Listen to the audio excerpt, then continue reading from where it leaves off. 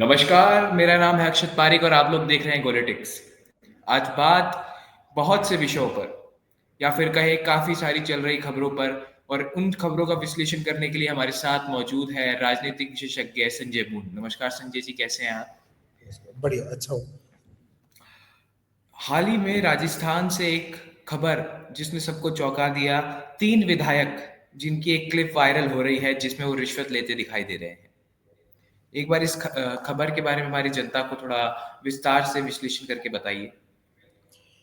देखिए, स्वतंत्रता जो पत्रकारिता होती है, उसका बेजोड़ नमूना रही ये खबर। पूरे राजस्थान को अचानक से झकझोर कर रख दिया कि जिन प्रतिनिधियों को हम चुनकर विधानसभा भेजते हैं, क्षेत्र की सेवा करने के लिए, जनता के काम करवाने के लिए, वहाँ अगर इस प्रकार के कृत्य चल रहे हैं, तो जनता के सामने आना लाज़मी है। दैनिक भास्कर एक प्रोमिनेंट अखबार है, वहाँ से अगर एक पत्रकार है अवधेश आकोदिया, उन्होंने स्टिंग किया और उसके अंदर खींवसर से पहली बार वो विधायक बने हैं रेवत राम डांगा, पहले हनुमान बेनीवाल के साथ थे, भारतीय जनता पार्टी में आए थे पहले ही और इस बार उन्होंने वहाँ से विधायक का चुनाव जीता। अब अगर वो 10 लाख रुपए उनके बेटे ने लिए हैं, ऐसा उस स्टिंग में दावा किया गया है। दूसरा है हिंडौन से विधायक है अनीता जाटव, वो कांग्रेस पार्टी की हैं और तीसरी विधायक है रितु बानावत, वो बयाना भरतपुर से एमएलए है।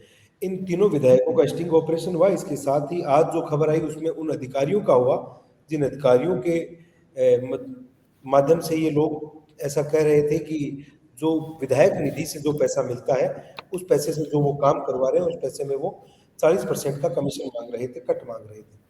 अब अगर इस प्रकार की बात अगर सामने आई है तो निश्चित ही कल मुख्यमंत्री भजनलाल शर्मा ने हाथों हाथ इसके ऊपर जवाब दिया और उन जितने भी तीनों विधायक हैं उनकी जो एमएलए की राशि है उसको रोक दिया और उनके खाते फ्रीज हो गए। अब वो किसी भी प्रकार की उन्होंने अगर किन्हीं कामों की अनुशंसा की है तो उसके अंदर कोई भी गड़बड़ी अगर पहले कर चुके हैं या आगे आने वाले समय में करने वाले तो वो रोक दी गई है और अगर कोई गड़बड़ी करी है और वो अगर इसमें दोषी पाए जाएंगे तो विधानसभा की सदाचार कमेटी का गठन होगा। अभी विधानसभा अध्यक्ष करने वाले हैं, वो सदाचार कमेटी इस मामले के अंदर देखेगी कि कैसे हमें इन विधायकों के ऊपर एक्शन लेना है। सर आपको अब जयपुर माफ कीजिए, राजस्थान से दिल्ली की तरफ ले चलते हैं, दिल्ली का रुख करते हैं और वहां वोट छोड़ गद्दी छोड़ की रैली जी बहुत ज्यादा चर्चाओं का विषय बनी हुई थी कल।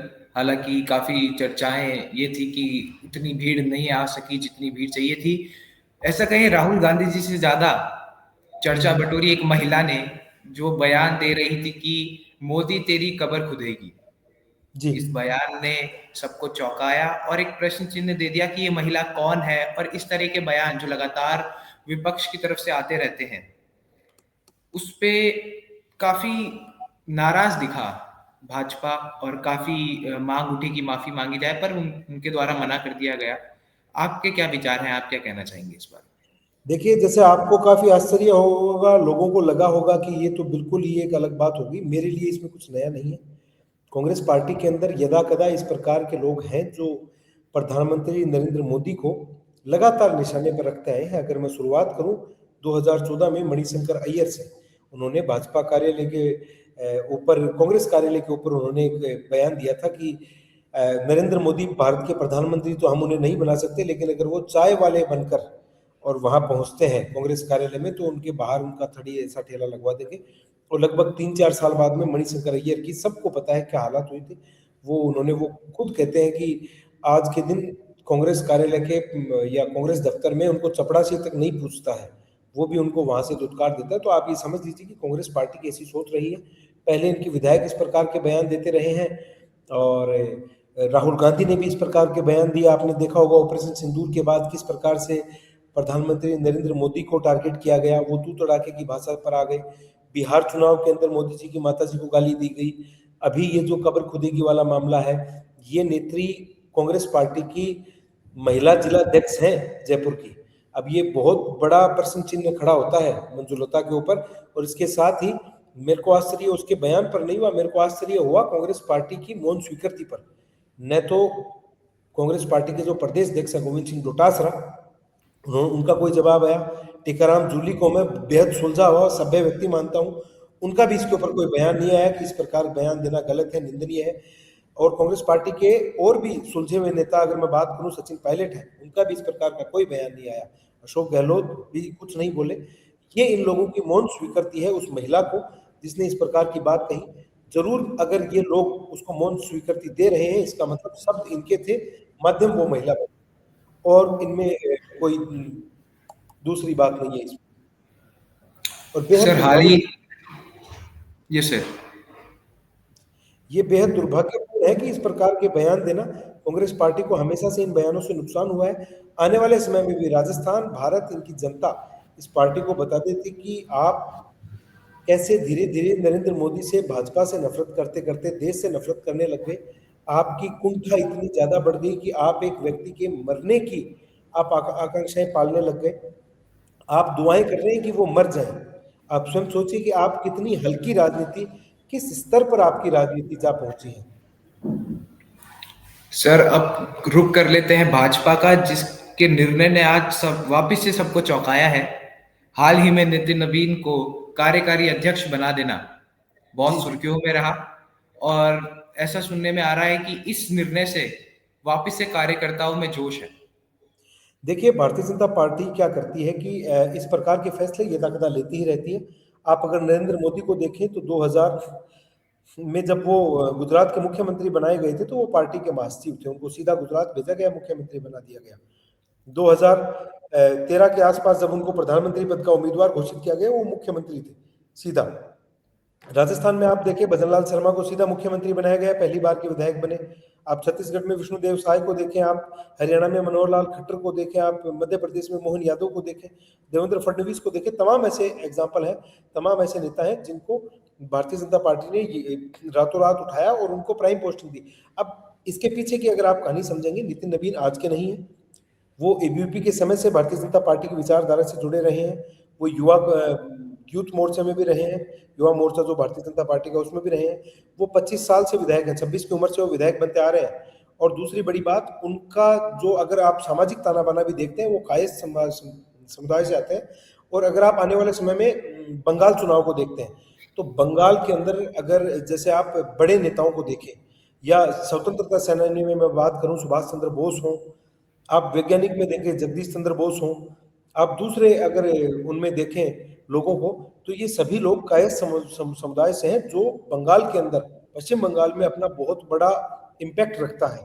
नितिन नवीन उस मामले में भी फिट बैठते हैं। दूसरी तरफ वो भाजपा की विचारधारा को उन्होंने आलिंगन कर रखा है, उस विचारधारा के साथ वो जुड़े रहे, इतने सालों से हैं, पुराने व्यक्ति हैं, और धरातल पर काम करने, आपने तस्वीरें देखी होंगी, वो बदनलाल शर्मा के साथ ग्राउंड रियलिटी के ऊपर या किसी रैली के बाहर खड़े होकर वो वहां जायजा ले रहे हैं। तो इस प्रकार के कार्यकर्ताओं को भाजपा हमेशा ही सम्मान देती आई है। और आप ये न माने कि ये एक प्रकार से उनको मुक्त कर दिया है, या ये उनके ऊपर और ज्यादा काम डाला गया है, अब उनको राष्ट्रीय अध्यक्ष बनाया गया है। अभी तक वो चाहे छोटी मोटी चीजें देखते होंगे, अभी वो पूरे राष्ट्र की पार्टी के अंदर देखेंगे, पार्टी के अंदर जो भी काम होंगे वो उनकी अनुशंसा पर और उनके विवेक के आधार पर लिए जाएंगे। तो उनकी जिम्मेदारी काफी बढ़ गई है, और एक युवा के ऊपर इस प्रकार का भरोसा कायम करना भारतीय जनता पार्टी ने बिल्कुल जरूर जताया है कि ये जो मामला है, इससे साफ तौर पर यही समझ में आता है कि भाजपा नए चेहरों को लगातार मौका देती है। क्या सर ये एक एग्जाम्पल सेट है विपक्ष के लिए भी कि उनको भी कुछ ऐसे कदम उठाने चाहिए जो कुछ गिने चुने चेहरे पार्टी के नहीं, नहीं उठा हैं? सकते, नहीं उठा सकते, नहीं उठा सकते। कांग्रेस पार्टी की अगर मैं आपको बात बताऊं, कांग्रेस पार्टी एक परिवार की पार्टी है। मोतीलाल नेहरू के समय से ये चली आ रही इनकी जो ये अपने आप को लेगेसी बताते हैं, ये एक परिवार की पार्टी बन चुकी है। यहाँ आप पार्टी के अंदर आप अपनी आवाज नहीं उठा सकते। आपको अगर एक राहुल गांधी ने मुद्दा उठाया, वोट चोरी, एक भी व्यक्ति उस मुद्दे को ढंग से एक्सप्लेन नहीं कर पा रहा कांग्रेस पार्टी में, आप प्रदेश अध्यक्ष से लेके बड़े नेताओं से पूछ लीजिए कि ये क्या है, कोई नहीं बता पाएगा। एयू ह्यूम की बनाई हुई पार्टी 1885 से अब तक इस पार्टी में गांधी परिवार का, और गांधी में क्या कहूँ, नेहरू परिवार का दबदबा रहा। ये हमेशा से इन्होंने पार्टी को कैपिटलाइज करने की कोशिश करी, इसको कंट्रोल करने की कोशिश की। और आज के दिन जैसे ये कहते हैं कि हमारी पार्टी इतनी ग्रैंड ओल्ड पार्टी है, ये पार्टी 1969 में टूट गई थी। इंदिरा गांधी और के कामराज के समय जो स्प्लिट हुआ था कांग्रेस में, कांग्रेस आई बनी थी। तो आप ये मत मानिए कि वही कांग्रेस पार्टी है। दूसरी बात, इस पार्टी के अंदर परिवार भक्ति से ऊपर उठकर कुछ नहीं है। आप कल की रैली देखें, मल्लिकार्जुन खड़गे का नाम पहले बोल दिया गया कि खड़गे पहले आएंगे और वो भाषण देंगे, लेकिन खड़गे को मतलब मंच के ऊपर बुलाने के बाद भी इन्होंने, राहुल गांधी ने चुना नहीं, मैं भाषण करूंगा।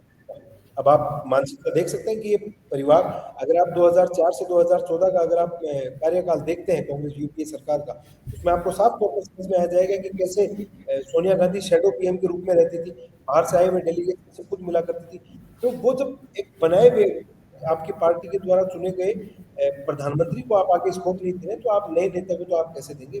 बिल्कुल भी ये ऐसे मानो कि बेतुकी बात होगी कि कांग्रेस पार्टी किसी ऐसे व्यक्ति को प्रदेश अध्यक्ष या राष्ट्रीय अध्यक्ष बना दे। सर, एक जो कहें आरोप फिलहाल विपक्ष लगा रहा है मोदी सरकार पर कि मनरेगा स्कीम को खत्म करा जा रहा है। हालिया ये खबर आई थी मनरेगा को खत्म करने की, उस पर आपके क्या विचार है? देखिए, मनरेगा स्कीम ऐसा कुछ नहीं है। मनरेगा के अंदर इसका नाम जरूर बदला जा रहा है, और इस योजना के अंदर जिस प्रकार से, जो आपको मैं बता दूं, जिस प्रकार से इस योजना को काम में लेना था, या भारत के अंदर जिस प्रकार से काम करना था, उस प्रकार से ये काम नहीं कर पाए। और अब इसका नाम VBG राम जी होगा, जिसके अंदर विकसित भारत गारंटी फॉर रोजगार और आजीविका मिशन ग्रामीण, इसका नाम बदला गया है। और इसके तहत अब 100 दिनों से बढ़ाकर 125 दिन का रोजगार कर दिया गया है, जो स्वागत योग्य है। और ये काम अशोक गहलोत राजस्थान में कर चुके थे, भाई इसमें कोई दो राय नहीं है कि गहलोत ने नहीं किया, राजस्थान में गहलोत कर चुके थे।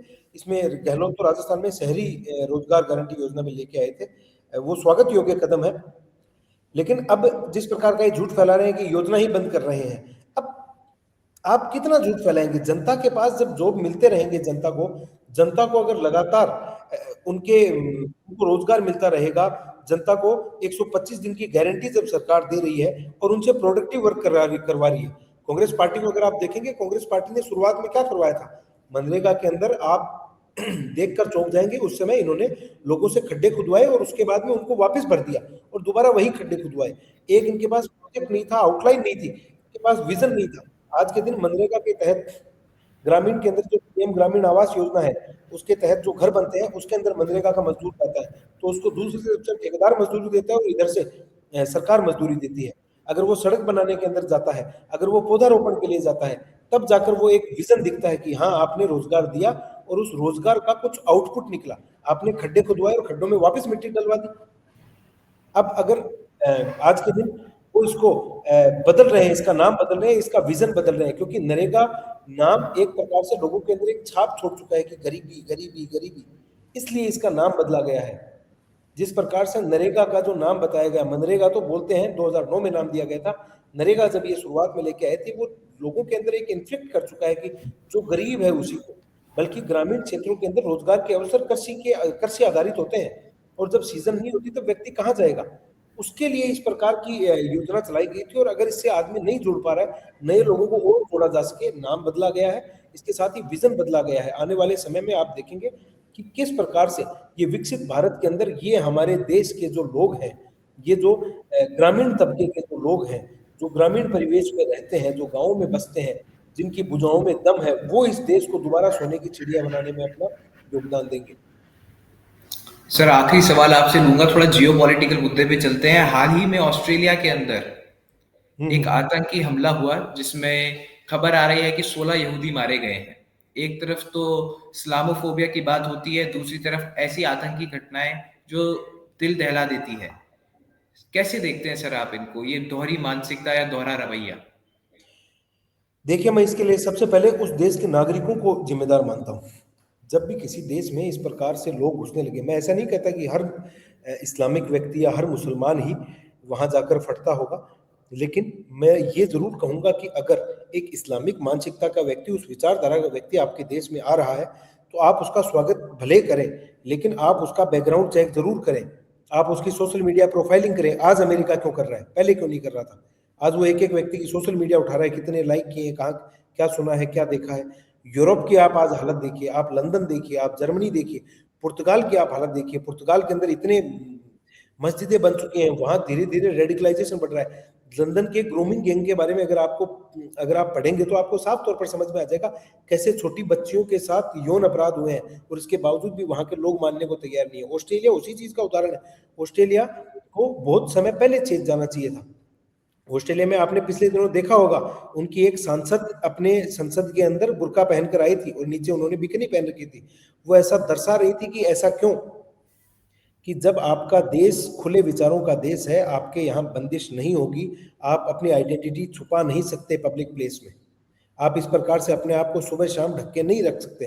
तो वो जो विरोध था वो धीरे धीरे पनप रहा था। अब जिस प्रकार ये दोनों बाप बेटों ने किया है, ये पाकिस्तानी मूल के हैं, इनके बारे में इनको पहले से पता होना चाहिए था। सबसे पहली बात तो ये है, आज हमारे देश में अगर भारत देश की बात करें, हम क्यों कह रहे हैं कि हम अवैध प्रवासियों को बाहर निकालेंगे, क्योंकि अगर अवैध प्रवासी यहाँ बैठ के हमारे ही देश के खिलाफ अंदर वो दीमक बन के देश को काटने का काम करेगा, तो क्या हम बैठे बैठे उसको सहन करेंगे? ये तो और जिस प्रकार से वहां लाइसेंस बांटे जाते हैं, वहां बंदूक पकड़ा दी जाती है, कोई भी सिरफिरा बंदूक उठाकर लोगों को मार देता है, ऐसा भारत में नहीं है।